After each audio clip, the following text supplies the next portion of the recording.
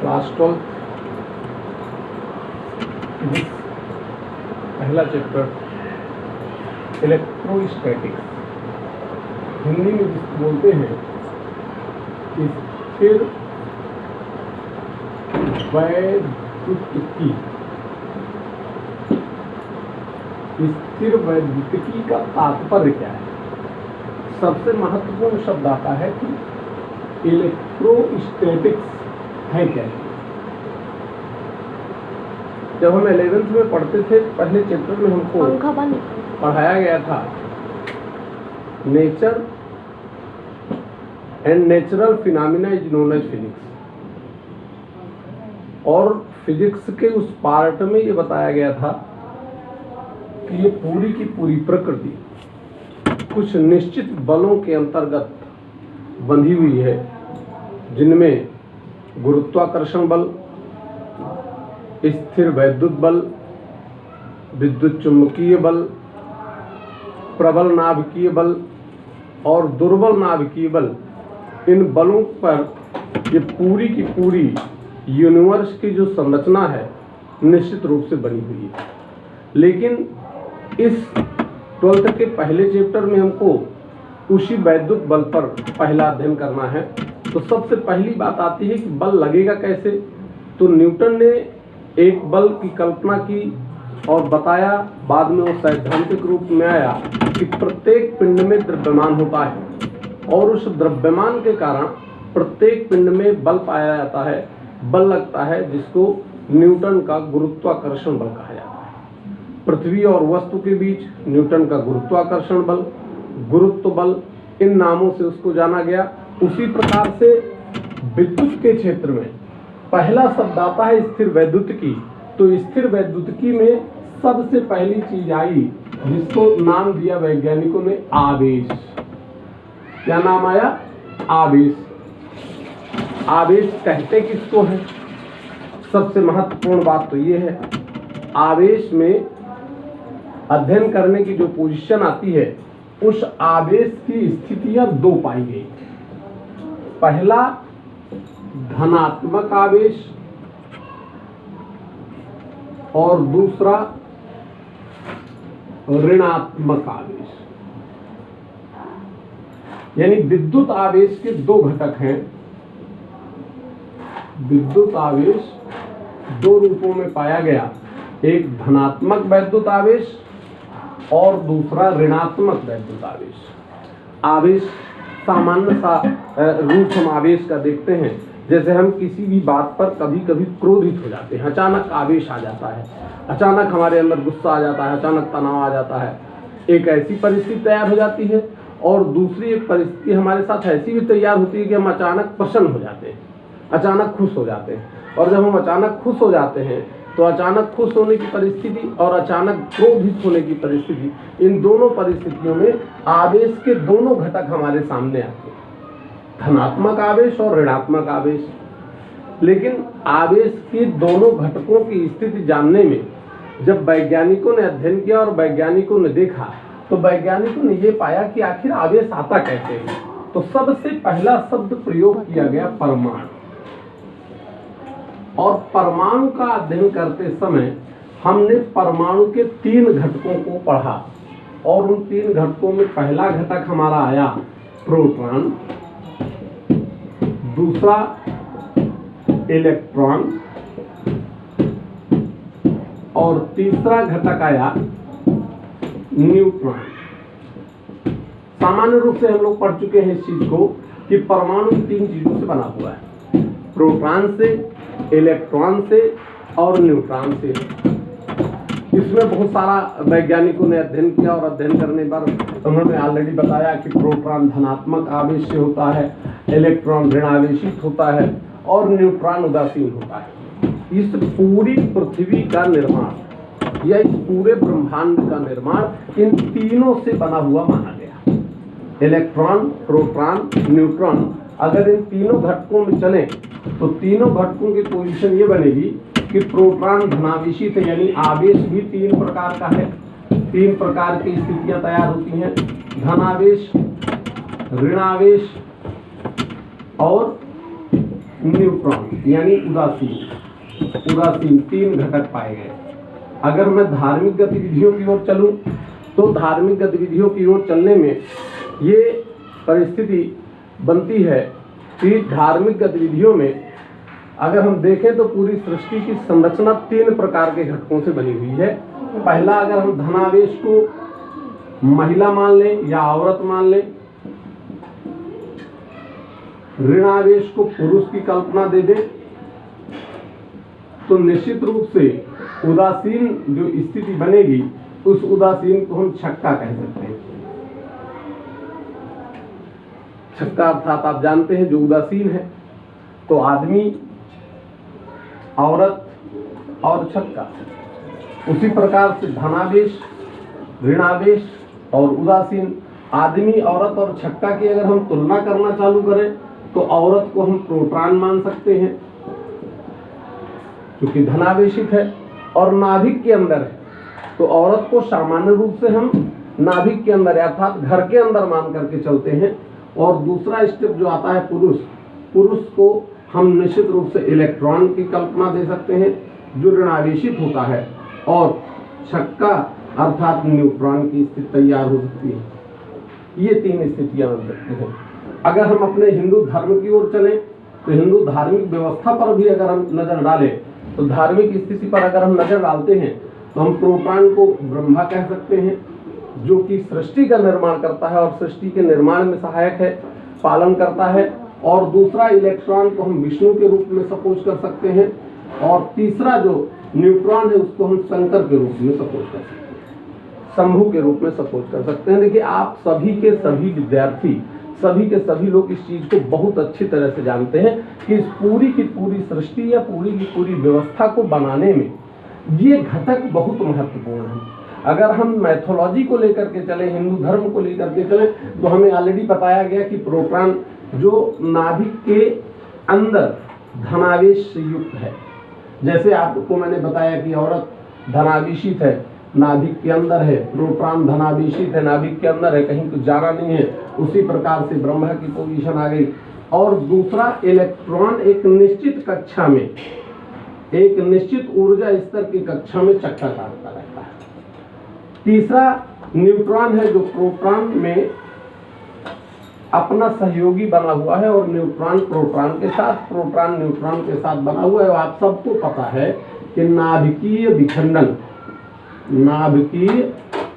विखंडन जैसी प्रक्रिया या नाभिकीय संलयन हो या नाभिकीय विखंडन हो, ये दोनों की दोनों प्रक्रियाएं पूरी की पूरी सृष्टि को समाप्त कर सकती हैं। क्योंकि नाभिकीय विखंडन की प्रक्रिया से परमाणु बम तैयार होता है। परमाणु बम पूरा स्तर उसका जानते हैं कितना खतरनाक बम है, नाभिकीय विखंडन। और दूसरा जो शब्द हमने नाभिकीय संलयन पढ़ा, तो नाभिकीय संलयन से हाइड्रोजन बम तैयार किया जा सकता है, और हाइड्रोजन बम की सहायता से भी पूरी सृष्टि समाप्त हो सकती है, जिसका काम शंकर जी करते हैं या जिसका काम न्यूट्रॉन करता है। आपको पता है कि जब हम परमाणु में, रेडियोएक्टिव परमाणुओं में न्यूट्रॉनों की बमबारी करते हैं, जैसे यूरेनियम 92-235 में अगर हम 0N1 की बमबारी कर दें तो रेडियोएक्टिव एलिमेंट तैयार हो जाएगा।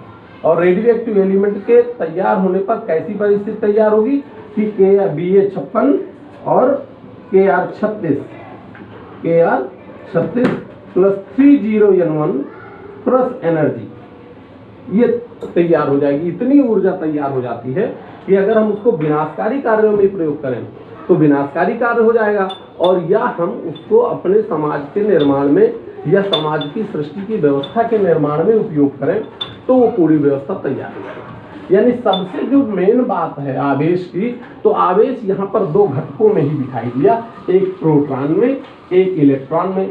समाज में चले तो आवेश 2 में ही दिखाई दिया, औरत में और पुरुष में। अपने ईश्वरीय शक्ति की ओर चले तो आवेश 2 में ही दिखाई दिया, ब्रह्मा में और विष्णु में, जो ऑलरेडी किसी भी चीज के निर्माण करने में सहायक होता है, और उसके निर्माण के माध्यम से ही वो निर्मित होता है या बनता है, जिसकी सहायता से हम आवेश की चर्चा कर सकते हैं। तो आवेश हमने दो प्रकार के पढ़े परमाणु में।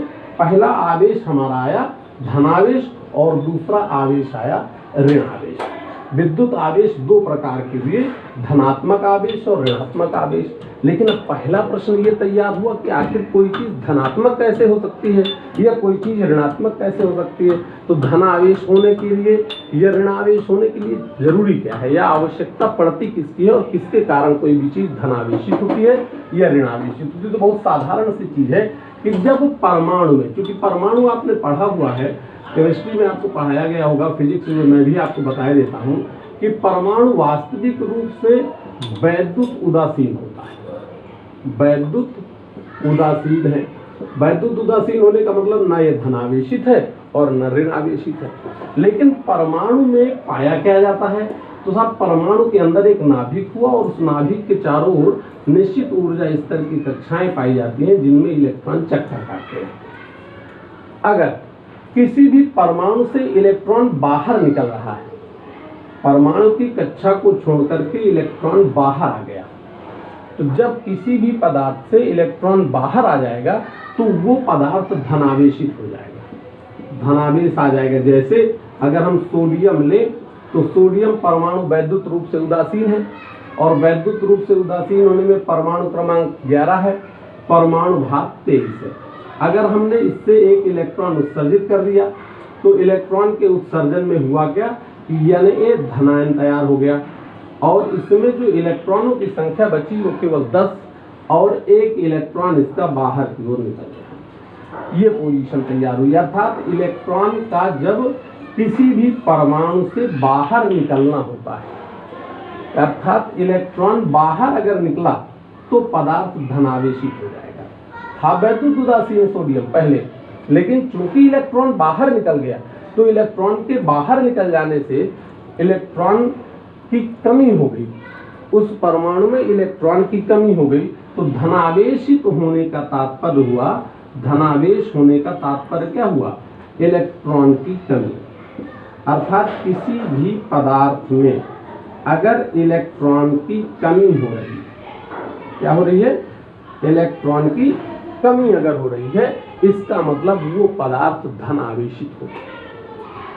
इसके जस्ट विपरीत अगर इलेक्ट्रॉन की वृद्धि हो रही है, जैसे क्लोरीन लिया हमने, 17 परमाणु क्रमांक है, अब इस क्लोरीन को हमने एक इलेक्ट्रॉन दे दिया, एक इलेक्ट्रॉन इसने ग्रहण कर लिया, तो ये क्लोरीन माइनस आयन बन जाएगा और इलेक्ट्रॉनों की संख्या हो गई 18 परमाणु क्रमांक तैयार हो गया।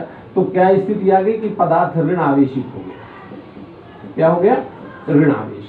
तो ऋण आवेश होने का मतलब इलेक्ट्रॉनों की वृद्धि, यानी किसी भी चीज में इलेक्ट्रॉन की वृद्धि का होना। तो इलेक्ट्रॉन की वृद्धि अगर हुई तो वो पदार्थ हमारा क्या हो गया, उस पदार्थ की स्थिति तैयार हो गई कि वो पदार्थ हमारा धनावेशित और ऋण आवेशित की कंडीशन तैयार करने के लिए हमारे पास सबसे इंपॉर्टेंट शब्द आ गया कि साहब इलेक्ट्रॉन का लेना या इलेक्ट्रॉन का देना। अगर इलेक्ट्रॉन का लेना हो रहा है या इलेक्ट्रॉन का देना हो रहा है, इन दोनों प्रक्रियाओं की स्थिति आ रही है, तभी आवेश का निर्माण संभव हुआ।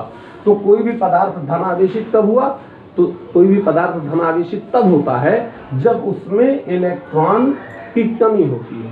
कोई भी आवेश ऋण आवेशित तब होता है जब उसमें इलेक्ट्रॉन की वृद्धि होती है। अर्थात वस्तु में आवेश होने के लिए सबसे प्रमुख रूप से उत्तरदायी कौन हुआ, तो प्रमुख रूप से आवेशित करने के लिए उत्तरदायी है इलेक्ट्रॉन। अब प्रश्न आता था इलेक्ट्रॉन ही क्यों उत्तरदायी है, परमाणु में प्रोटॉन क्यों उत्तरदायी नहीं है, क्योंकि प्रोटॉन में भी तो आवेश है। तो उसका एक बहुत छोटा सा कारण है कि जो इलेक्ट्रॉन है उसका अगर हम द्रव्यमान कैलकुलेट करें, बात समझ में आ गई होगी आपको, अपनी कॉपी पे नोट कर लीजिएगा। अगर आपको समझ में ना आए, कोई क्वेश्चन हो तो आप पूछिएगा, लेकिन आगे मैं स्टेप आपको बताऊं कि आखिर क्या कारण है कि किसी भी पदार्थ के धनावेशित होने या ऋण आवेशित होने के पीछे सबसे प्रमुख कारण इलेक्ट्रॉन क्यों है।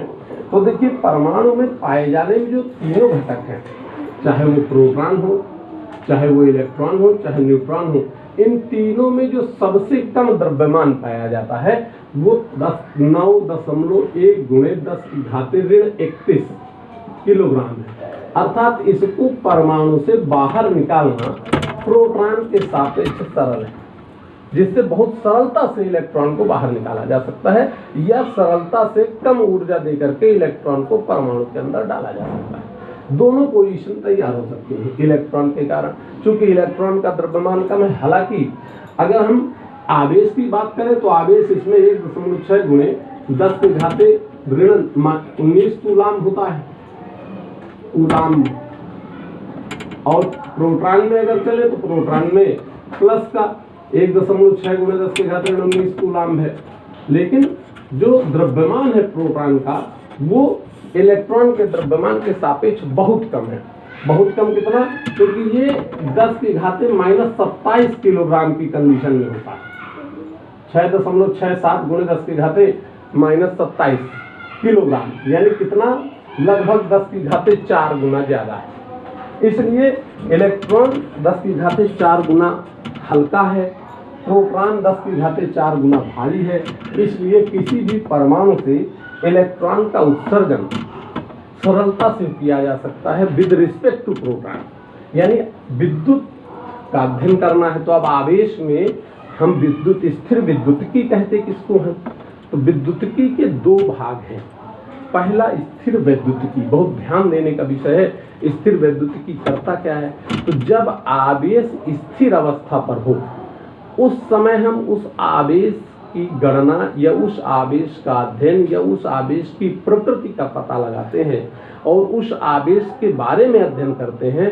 उसका अध्ययन हम स्थिर वैद्युतिकी के अंतर्गत करते हैं। जैसे हम क्रोधित हैं, गुस्सा हैं, आवेशित हो गए या बहुत प्रसन्न हो गए, खुशी हो गए, तो निश्चित रूप से हम आवेशित हो गए। और उस आवेश होने में हमारी क्या प्रॉपर्टी? हम बैठे बैठे हंस रहे हैं, बैठे बैठे क्रोधित हैं, तो हमारी पूरी की पूरी हमारा अध्ययन अगर आप करेंगे तो हम गुस्सा होने पर कैसे बैठे हुए हैं और हम क्या क्या कर रहे हैं, या प्रसन्न हैं उस स्थिति पर हम खुशी अवस्था में, जब प्रसन्न अवस्था पे हम तो कुर्सी में बिल्कुल रुके हुए बैठे हैं, तब हमारी क्या प्रॉपर्टी है।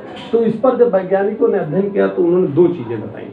बात क्या बताई कि अगर आवेश स्थिर है, ध्यान से समझिएगा, क्योंकि स्थिर आवेश अगर है तो स्थिर आवेश अगर है तो वो केवल और केवल वैद्युत क्षेत्र उत्पन्न करता है। बहुत महत्वपूर्ण क्वेश्चन है, आईआईटी में भी आ चुका है ये और नीट में भी आ चुका है, कंपटीशन का क्वेश्चन है कि अगर आवेश स्थिर अवस्था पर है तो केवल और केवल वैद्युत क्षेत्र उत्पन्न करेगा। और वही आवेश अगर गतिमान अवस्था पर आ जाए, इस अवस्था पर गतिमान हो जाए आवेश, तो अगर आवेश गतिमान हो गया तो आवेश 2 क्षेत्र तैयार कर देगा। पहला क्षेत्र वैद्युत क्षेत्र तैयार कर देगा और दूसरा क्षेत्र जो तैयार करेगा वैद्युत क्षेत्र के बाद वो चुंबकीय क्षेत्र तैयार कर देगा। चुंबकीय क्षेत्र तैयार करेगा। बहुत साधारण सी बात है। अगर आवेश स्थिर अवस्था पर है तो उसके द्वारा केवल और केवल वैद्युत क्षेत्र तैयार होता है, और अगर आवेश गतिमान है तो गतिमान अवस्था में वैद्युत क्षेत्र और चुंबकीय क्षेत्र दोनों तैयार होते हैं। लॉरेंज बल आगे आप पढ़ेंगे, जब आप 5वें चैप्टर में जाएंगे तो वहां पर सीधी सी बात बताई कि अगर आवेश गतिमान है तो गतिमान आवेश में वैद्युत क्षेत्र E, चुंबकीय क्षेत्र B, तो उसमें बताया गया कि B, E और B ये तीनों के तीनों एक दूसरे के लंबवत होते हैं। यानी वैद्युत क्षेत्र चुंबकीय क्षेत्र के लंबवत होता है, चुंबकीय क्षेत्र विद्युत क्षेत्र के लंबवत होता है, और ये तीनों एक दूसरे की गति की दिशा के सापेक्ष भी लंबवत होते हैं। तो इन दोनों की स्थितियां कब तैयार हुई? तो हम जो पढ़ रहे हैं स्थिर आवेश, स्थिर आवेश पर क्या महत्वपूर्ण है? तो स्थिर आवेश हमें बता रहा था विद्युत क्षेत्र उत्पन्न होगा। आवेश का अध्ययन किया, धनात्मक आवेश है, ऋणात्मक आवेश है, और इसी चीज पर चर्चा करेंगे। लेकिन इस चीज पर चर्चा करने से लेकर के स्थिति क्या आती है कि आखिर पूरा का पूरा ये जो ब्रह्मांड बना हुआ है, इस ब्रह्मांड में हर एक पदार्थ करता क्या है, हर एक पदार्थ की पोजीशन क्या है। तो उस पदार्थ के गुणों का जो अध्ययन है वो 2 स्थितियों में हो सकता है। नंबर 1 स्थिति तैयार हो सकती है क्या कि वस्तु में द्रव्यमान उसका मूलभूत गुण है, और दूसरी स्थिति तैयार हो सकती है वस्तु का आवेश, आवेश क्या कर रहा है और द्रव्यमान क्या कर रहा है। तो चूंकि हमें वैद्युत इलेक्ट्रोस्टैटिक्स स्टडी कर रहे हैं हम, तो इलेक्ट्रोस्टैटिक्स की स्टडी करने में स्थिति ये क्लियर हुई कि एक साइंटिस्ट आए जिनका नाम था कैवेंडिश। वैज्ञानिक कौन थे?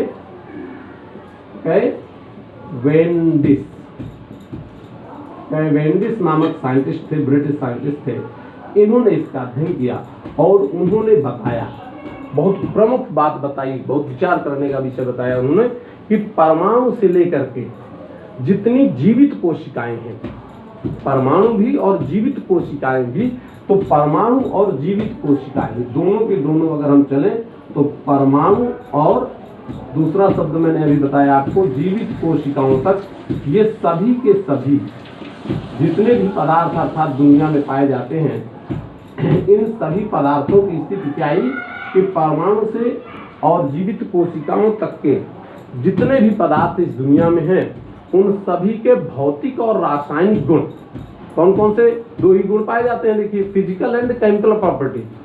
फिजिकल एंड केमिकल प्रॉपर्टी, तो किसी भी परमाणु में या किसी भी जो जीवित कोशिका में जो फिजिकल और केमिकल प्रॉपर्टीज है, वो सभी के सभी किस पर निर्भर करती हैं? वो सब के सब निर्भर करती हैं आवेश पर, यानी पदार्थ पर आवेश कैसा है। और आवेश के कारण जो विद्युत बल है, वो विद्युत बल पदार्थों के रासायनिक गुण और भौतिक गुणों के लिए उत्तरदायी होता है। विद्युत बल, ध्यान रखने का सबसे महत्वपूर्ण विषय क्या आ गया कि परमाणु और जीवित कोशिकाओं में भी जितने रासायनिक गुण या भौतिक गुण पाए जाते हैं, उन सब के लिए जो प्रमुख रूप से उत्तरदायी है, वो उत्तरदायी कौन है? उसके उत्तरदायित्व होने का कारण कौन सा बल आ गया? विद्युत बल आ गया। अब आगे कैवेंडिश ने एक नियम दिया, और स्थिर वैद्युत आकर्षण या स्थिर वैद्युत प्रतिकर्षण का नियम कहते हैं। कैवेंडिश का एक जो नियम आया, उस नियम को बहुत ध्यान से सुनना है, बड़ा सरल सा नियम है। कैवेंडिश ने क्या नियम दिया कि जब समान आवेश अगर होंगे, समान आवेश का मतलब धनावेश सेम चार्ज हो गए, ऋण आवेश या ऋण आवेश सेम चार्ज हो गए, तो समान आवेश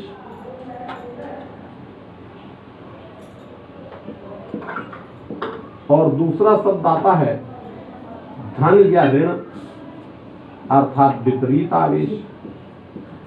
दोनों शब्द बहुत ध्यान से सुनिएगा, क्योंकि इसी पर पूरी आगे की फिजिक्स टिकी हुई है, पूरी की पूरी इलेक्ट्रिक फिजिक्स इस पर डिपेंड करेगी।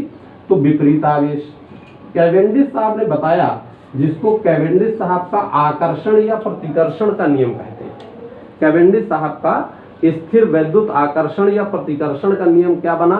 तो उन्होंने बताया कि समान आवेश यानी धन ऋण समान आवेश है, तो समान आवेश दोनों के दोनों एक दूसरे को प्रतिकर्षित करते हैं। कौन सा बल आता है? प्रतिकर्षण। समान आवेश में प्रतिकर्षण बल आता है और विपरीत आवेश में आकर्षण बल आता है। कौन सा बल? आकर्षण बल आता है। तो कैवेंडिश साहब ने क्या बताया कि अगर सेम चार्ज है तो सेम चार्ज में निश्चित रूप से प्रतिकर्षण बल आएगा, और विपरीत चार्ज है, विपरीत आवेश है, अपोजिट चार्जेज हैं, तो अपोजिट चार्जेज में आकर्षण बल आएगा। ये कैवेंडिश साहब ने बताया। लेकिन देखिए, मैं चूंकि थोड़ा सा धार्मिक ग्रंथों का भी अध्ययन करता हूँ और रामचरितमानस का भी अध्ययन करता रहता हूँ, तो वास्तविक रूप में रामचरितमानस में कैवेंडिश साहब के इस नियम को गोस्वामी तुलसीदास जी ने दे दिया है। जैसे कैवेंडिश साहब ने क्या बताया, समान आवेश एक दूसरे की को प्रतिकर्षित करते हैं। धनावेश को प्रतिकर्षित करता है, ऋणावेश को प्रतिकर्षित करता है, और विपरीत आवेश एक दूसरे को आकर्षित करते हैं। धन आवेश ऋणावेश एक दूसरे को आकर्षित करेंगे। यही नियम गोस्वामी तुलसीदास जी ने रामचरितमानस में दिया। और क्या लिखते हैं गोस्वामी जी? आप लोगों को कुछ हंसी भी आ सकती है कि भाई फिजिक्स का अध्यापक को क्या रामचरितमानस बता रहा है। तो रामचरितमानस या गीता इससे मतलब नहीं है मेरा बताने का। मेरा बताने का मतलब है कि इन चीज़ों को, जो चीज़ें हमें ब्रिटिश साइंटिस्टों ने या अमेरिकन साइंटिस्टों ने या फ्रांस के साइंटिस्टों ने जो दिया, उसकी पोजीशन को स्टडी करने में हमें ये देखना है जो वो क्या बताया। देखिए, गोस्वामी जी लिखते हैं रामचरितमानस में, मोहे न नारी नारी के रूपा। क्या लिखते हैं गोस्वामी जी? मोहे न नारी नारी के रूपा, मोहे न नारी नारी माने औरत, मोहे न नारी, नारी के रूपा, नारी के रूपा पन्न गार्य चरित अनुपा।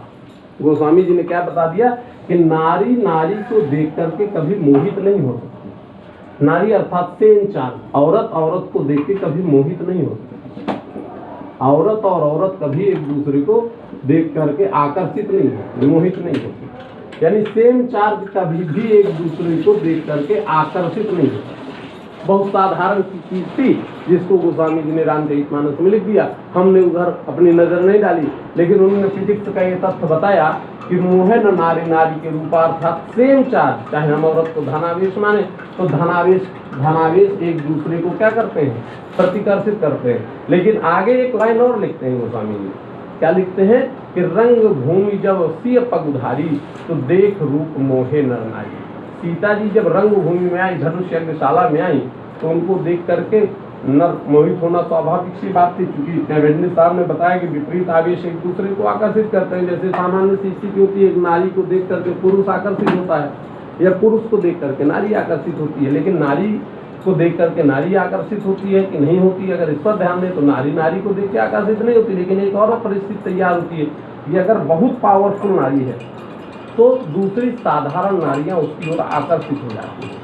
ये बात बताई गई। यही आवेश की स्थिति में भी बताया गया कि एक अगर बहुत प्रबल धनावेश है तो बहुत कम पावर का जो धनावेश होगा वो उसकी ओर आकर्षित हो जाएगा, जिसको यहाँ पर लिखते हैं गोस्वामी जी कि रंग भूमि जब सिय पगुधारी तो देख रूप मोहे नर नारी। सीता जी जब रंग भूमि में आई, धनुष यज्ञशाला में आई, तो साधारण जो नारियां थी वो सीता जी को देख करके मोहित हो गई। तो इस प्रकार से आवेश का आकर्षण और आवेश का प्रतिकर्षण, समान आवेश एक दूसरे की ओर कभी आकर्षित नहीं हो सकते, हमेशा प्रतिकर्षित होंगे। आकर्षण की परिस्थिति तभी बन सकती है जब एक बहुत प्रबल आवेश हो और दूसरा बहुत छोटा आवेश हो, साधारण आवेश हो। उस परिस्थिति में ये चीज तैयार हो सकती है। तो पहला शब्द हमारा जो आया वो आया आवेश। आवेश का हमने अध्ययन किया। आवेश की पोजीशन क्या है, आवेश को पढ़ा वैज्ञानिकों ने तो क्या, तो आवेश के बारे में बताया वैज्ञानिकों ने कि आवेश एक अदिश राशि है। आवेश कैसी राशि है, अदिश। आवेश सबसे महत्वपूर्ण बात है, एक अदिश राशि है। आवेश के अदिश राशि होने के बाद भी आवेश का प्रतीक यूज किया गया Q, Q बराबर I इंटू टी। Q बराबर I इंटू टी। जब हम विद्युत धारा की परिभाषा पढ़ेंगे तो आवेश की इस बात को हम बता देंगे।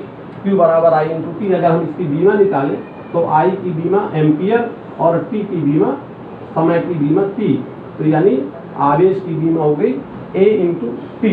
अगर हम लिखना चाहें, पूरी बीमाओं को लिखना चाहें तो हम लिख सकते हैं M की पावर 0, L की पावर 0, A और T। ये बीमा हो गई आवेश की। आवेश एक अदिश राशि है।